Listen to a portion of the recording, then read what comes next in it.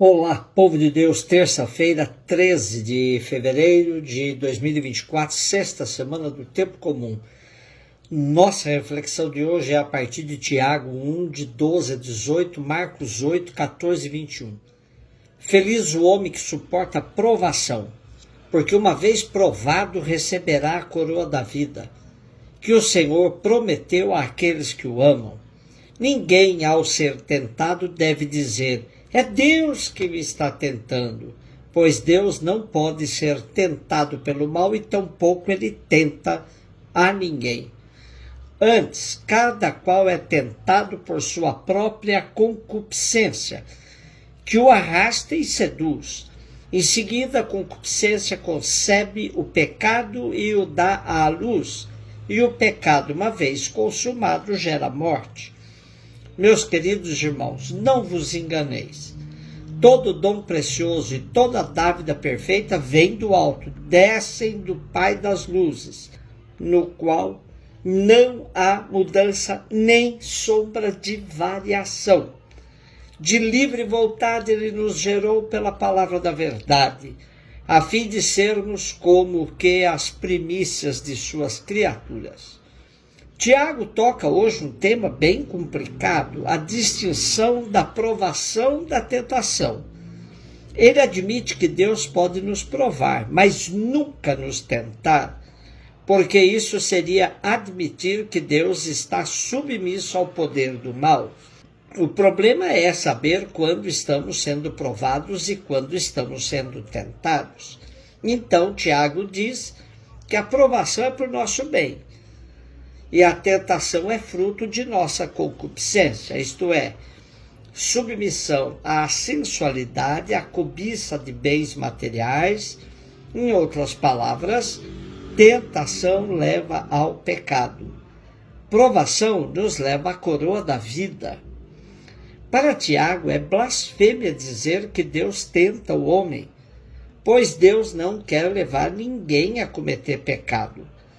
A tentação nasce dentro do coração das pessoas humanas, continuamente fascinadas pelo desejo de autossuficiência que lhe promete poder, riqueza, prazeres.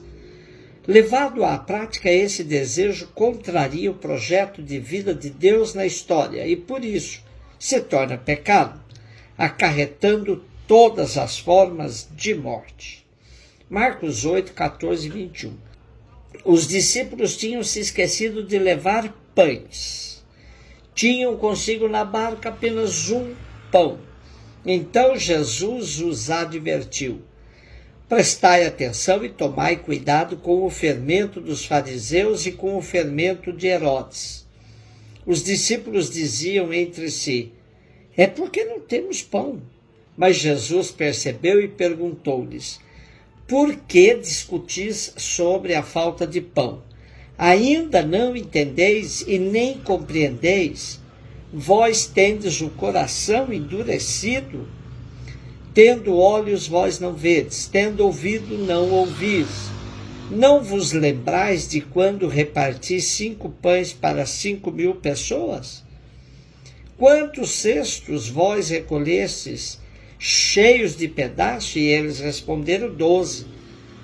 E quando reparti 7 pães com 4.000 pessoas, quantos cestos vós recolhestes cheios de pedaços? E eles responderam: 7. Jesus disse: e vós ainda não compreendeis? Ainda estamos na seção que trata dos pães, e hoje percebemos que não foram somente os fariseus que não entenderam do gesto de Jesus, pois seus discípulos têm reações que fazem Jesus perceber que eles também estão em situação similar. Daí a pergunta de Jesus: tendes o vosso coração endurecido? O tema do coração endurecido, tão dramático e complexo nos profetas, e de modo geral no Antigo Testamento, aparece nos Evangelhos a propósito da compreensão e da aceitação do mistério do reino proposto em parábolas. O reino era novidade com que Deus surpreendia a todos. Só os corações simples, abertos e disponíveis o podiam acolher. Por isso, era necessário não se deixar contaminar com o fermento dos fariseus e com o fermento de Herodes, isto é, com o orgulho e com a soberba dos fariseus e de Herodes. Os fariseus provavelmente esperavam um Messias triunfador, que com prodígios grandiosos submetesse o mundo ao poder de Israel.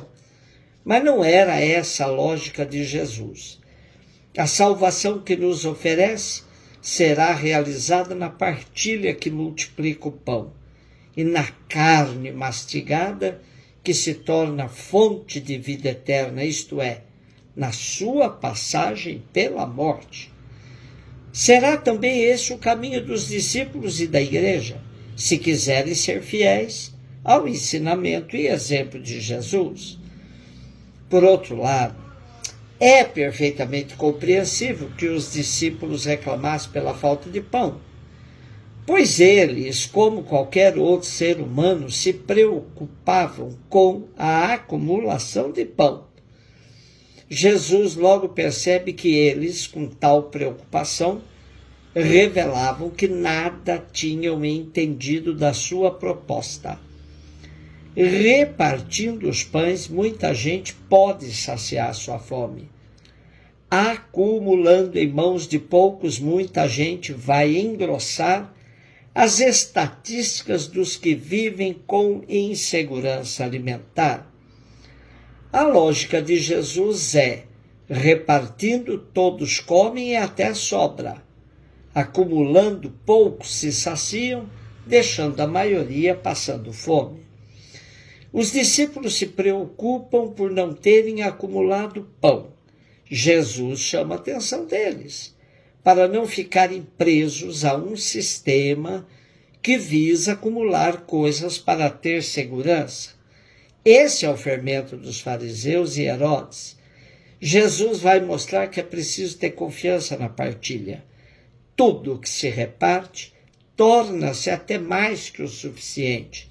Porém, até hoje vivemos sob a ideologia da acumulação. Ainda não aprendemos com a lição de Jesus. A desigualdade social é um contra-testemunho de uma sociedade que se diz cristã. Enquanto houver uma só pessoa passando fome, é sinal que o Evangelho ainda não impregnou o coração humano. Jesus conhecia bem aqueles que ele mesmo chamou para serem seus discípulos. Pacientemente, servindo-se da pedagogia de aproveitar cada ocasião concreta para instruí-los, Jesus vai mostrando que um outro lado da vida para seus discípulos é possível. Uma maneira de viver diferente daquela proposta da sociedade. Os discípulos de Jesus vão se empoderando aos poucos, até serem capazes de viver e atuar como mestre, mesmo quando este já não estiver no meio deles. E vão aprendendo também que terão o mesmo destino do mestre, pois, como ele mesmo lhes disse, o servo não é maior que o seu senhor. Um beijo no seu coração.